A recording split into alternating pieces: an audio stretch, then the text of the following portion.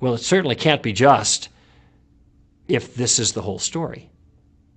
And this is part of the reason that people like C.S. Lewis were convinced that there was a heaven, because he saw certain appetites that we have in this life that were not fulfilled. We have an appetite for justice, for example. We see that kind of thing. We say, justice is not being done here.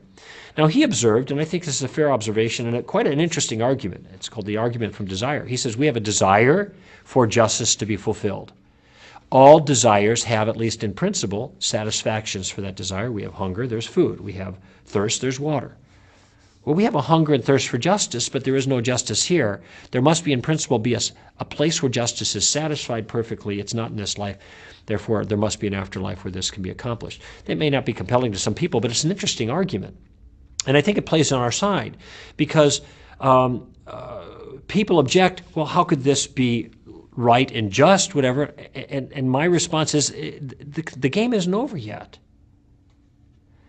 Let's just see this thing play out, because if the Christian view of the world, the biblical view of the world, is correct, then God's going to have the last word on this, and all of the accounts are going to be balanced. And this is the statement there that we read about in Revelation chapter 20. That's what goes on there.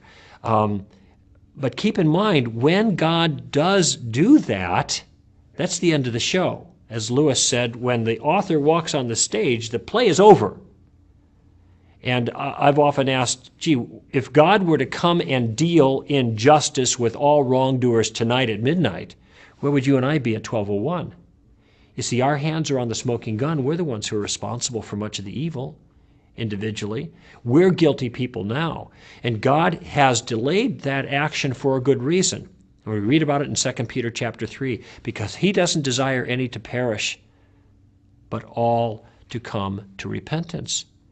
He's not slow with regards to these things, Peter says. He's long-suffering. He's patient. He's giving people the opportunity, instead of receiving justice for their actions, to have the opportunity for mercy. Now, that offer of mercy will not be extended forever. There's going to come a time when he says enough, and then he's going to deal with it, and then true justice will be done perfectly. But this is not what we want, really. We don't want justice. We want mercy.